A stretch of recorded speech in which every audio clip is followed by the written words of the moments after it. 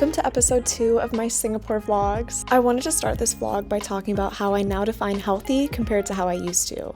Because the old me was terrified of putting milk or creamer in my coffee, and that stress over food is ultimately unhealthy. So while in the intro I included realistic diet tips, I actually want to talk about how I found a diet that is realistic and healthy for me, and how you can find a balanced diet for yourself too. So number one tip is a healthy diet is unique to you. Because for some, replacing regular cereal with fruit and yogurt is healthy. For others that have struggled with restrictive eating, allowing yourself a bowl of cereal and stopping yourself from overthinking is healthy. Which is why in my eyes, it's perfectly healthy to have Skippy peanut butter that has added sugar, as well as a yogurt bowl with fiber and nutrients on the side. One food doesn't cancel out others. In terms of working out, you can't say one exercise is better than another. All movement is beneficial. Which is how I like to view food too. Beneficial for the body and for the soul. Also, I've never really taken Pilates classes before because I thought they would be too easy, but oh my god, it's pretty hard. I think because it's all body weight, a lot of Pilates workouts burn out one muscle and it's quite intense.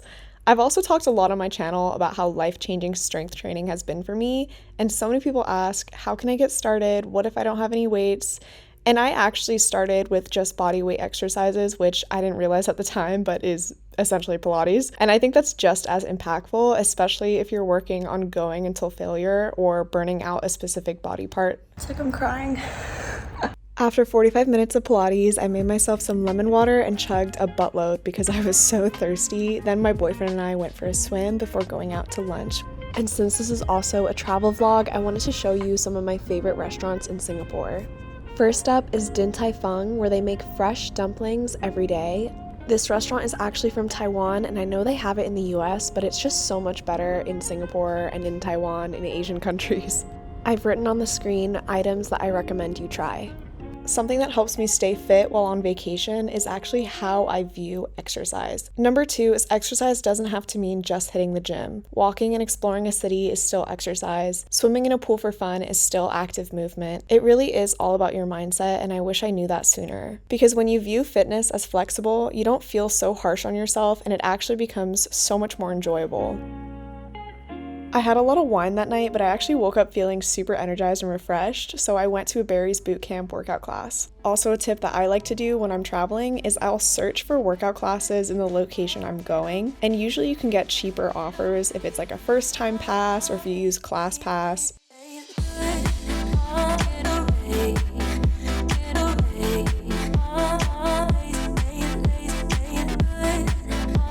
Side note, you might or might not have noticed this, but I actually have double jointed elbows, so they kind of bend funny, which is so awkward. But anyways, workout class was amazing. They gave us these fresh towels afterwards, and I was honestly dying, so it was really refreshing and I needed it. After class, my boyfriend came and met me for Genki Sushi, which is a restaurant that originally is from Japan.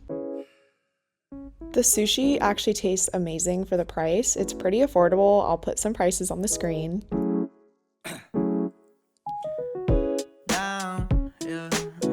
I've been feeling so down, yeah. Can you tell me why I'm down, yeah.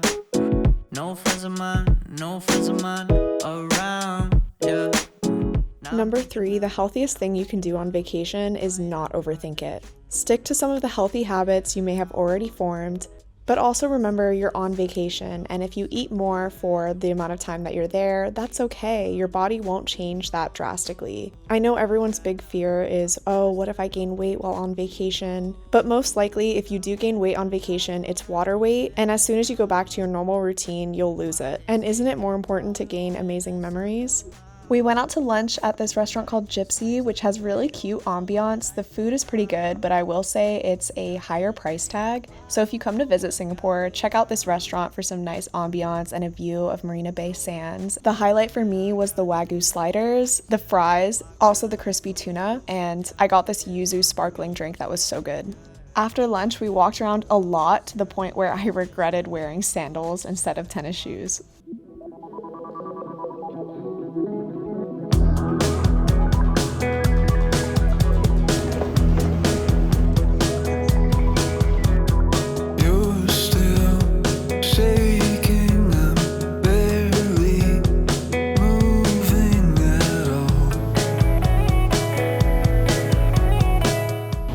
god, it's so soft. I feel like this might be the perfect time to talk about fear foods, food freedom, and balance. This might be the best chocolate chip cookie I've ever had. It's so good. Because something I struggled with the most when I was trying to repair my relationship with food and my body image is a mental block of seeing foods as still bad or only as a treat that I'd have to earn or could only have once in a while in order for me to be considering myself balanced or healthy. Honestly, the bigger picture goal for me was to just stop overthinking food entirely and really just grab what I wanted when I wanted. Because giving yourself that full trust is the only way to feel comfortable eating an entire pint of ice cream or only a few bites of ice cream or none at all. The point is really just not overthinking it and knowing you can have anything you want anytime of any day. And I've found by having this as a goal, I end up actually craving healthier options too. Like I end up craving salads or fruit. For people who've never struggled with attaching food and eating to their self-image, this is like something they probably have never thought about, which is crazy to me, but I get it because the further I get along in my journey, the less I think too. Tip number 4 is you don't have to earn your vacation food. I really believe it's ultimately mindset because if you go into your vacation thinking, oh, I have to go on a run before I can have cake with my family, or I have to walk extra so I can have ice cream, you're just gonna leave feeling unsatisfied. And I don't mean to sound preachy as I talk about all of this. I think I'm coming from a place of frustration with my past self where, looking back, I wish I had known all of this sooner. Personally, I just found for myself that the ultimate goal was intuitive eating and intuitive movement. Because when I started to see exercise as something I could enjoy and something that made me feel powerful and strong and capable, I stopped seeing it as something I had to do in order to lose weight or stay skinny. Just finished Barry's boot camp and now Nico is gonna come meet me.